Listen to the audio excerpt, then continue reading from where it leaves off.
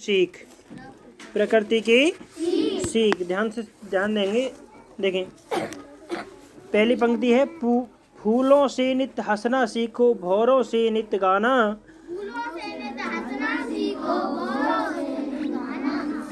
चलो ध्यान देंगे, बोलेंगे नहीं सिर्फ।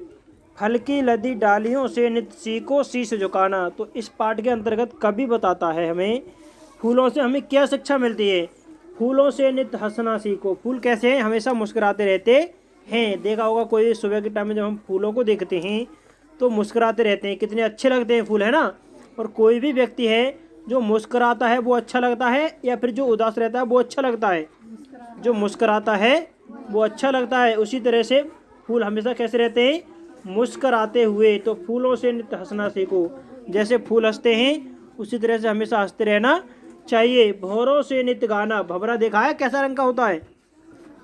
भंवरे का रंग देखा है कैसा होता है? भंवरा काले रंग का। कैसा होता है? काले रंग का। ठीक है। तो भौरों से नित गाना। तो जो भंवरा होता है फूलों पर देखा होगा तो हर समय अपनी धुन में गुनगुनाता रहता है। तो जैसे भूरा जो भंवरा होता है उसकी तरह हमें प्रतिदिन गाना चाहिए। फल की लदी डालियों से नित सीखो, शीश झुकाना। कोई भी वृक्ष होता है यदि उस पर फल आता है तो उसकी डालियां को देखा है कैसी हो जाती हैं? खड़ी हो जाती है, नीचे को झुक जाती हैं। नीचे को झुक जाती हैं। जैसे एग्जाम्पल के तौर पर मैं बता रहा हूँ, बेल का पेड़ देखा है? बेल का पेड़ किस किसने देखा है?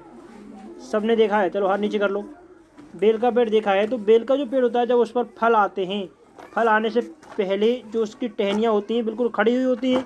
तो जब फल आते हैं तो फल आने के बाद में कैसे झुक जाती हैं नीचे की। तो इसी तरह से इस पंक्ति से हमें ये शिक्षा मिलती है कि यदि हमारे पास हम कुछ जानते हैं, कुछ हम सीख जाते हैं, तो हमें किसी से फालतू की बहस नहीं करनी चाहिए, झुक के रहना चाहिए। ठीक है, ये गुण मिलता है इस पंक्ति से। तो देखो, पुनः देख लो एक बार। फूलों से नित हंसना सीखो, भौरों से नित गाना।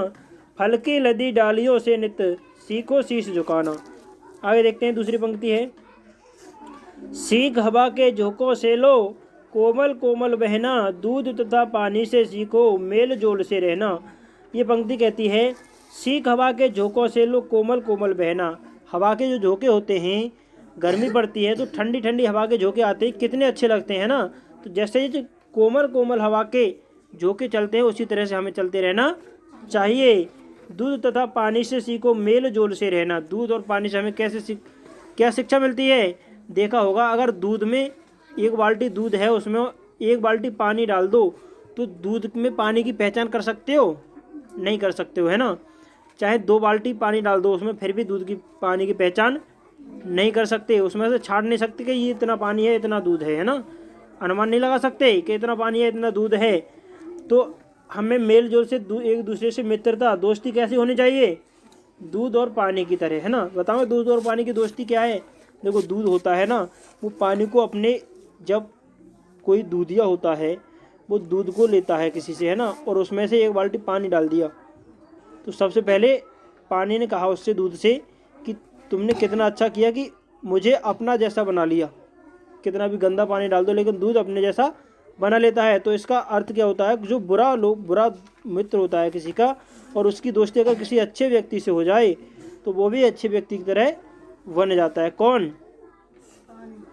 बुरा दोस्त। जो बुरा लड़का होता है अगर उसकी दोस्ती किसी अच्छे से हो जाए तो वो भी अच्छा बन जाता है। चाहे पानी गंदा हो या साफ हो, अगर उसे दूध में मिला दिया जाए तो दूध की तरह ही हो जाता है। आगे देखिए, अगली पंक्ति है। सूरज की किरणों से सीखो, जगना और जगाना।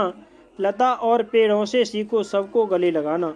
सूरज की किरणों से सीखो, जगना और जगाना। सूर्य होता है जो सुबह के समय में, नव प्रभात में, सुबह को जो समय होता है प्रभात, उस प्रभात में सूर्य की किरणें प्रतिदिन निकलती हैं, प्रतिदिन अपने समय पर ही निकलती हैं। तो सूर्य प्रतिदिन जाग कर आता है और हम सबको जगाता है। तो सूरज की किरणों से सीखो, जगना और जगाना। लता और पेड़ों से सीखो, सबको गले लगाना। लता और पेड़ का मतलब जानते हो? लता किसे कहते हैं? ए बेटा लड़की ध्यान दो इधर।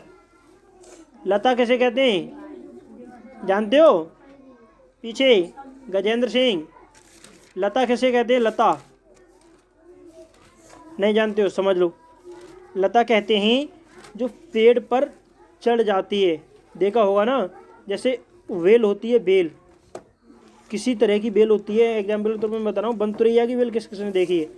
सबने देखी है। अगर वो किसी पेड़ के बराबर हो तो वो कहाँ जाती है? पेड़ पर चढ़ जाती है, ऊपर। हाँ, तो जो पेड़ उसके बराबर में होता है तो वो पेड़ उसे अपने गले से लगा लेता है, उस पर चढ़ जाती है। वो पेड़ उससे चढ़ने के लिए मना नहीं करता। तो इसीलिए हमें लता और पेड़ों से सीखो सबको गले लगाना। हमें लता और पेड़ों की तरह ही रहना चाहिए। हमारे बराबरों कोई गरीब है या अमीर है, हमें सबसे मिलजुल कर रहना चाहिए। आगे देखें, दीपक से सीखो तुम अंधकार को हरना, पृथ्वी से सीखो सबकी सच्ची सेवा करना। दीपक देखा है? दीपक सबने, कैसा होता है दीपक? हाँ, दिया से कहते हैं दीपक। आज के समय में बहुत कम बच्चों के घर पर होगा, लेकिन पहले जो आज से कुछ समय पहले हर घर में दीपक जलता था। हर घर में दीपक दो प्रकार से बनाया जा सकता है। एक कांच की शीशी होती है, उसके ढक्कन में सूरा करके उसमें एक धागा डाल दिया जाता है ना, उस पर तेल जाता है। उसमें मिट्टी के तेल का दीपक होता है, मिट्टी के तेल का भी होता है, और तेल से भी बना सकते हैं। सरसों के तेल का भी दीपक बन जाता है ना। घर में जो माताएं बहनें हैं उनसे जानकारी लेना, बन जाता है।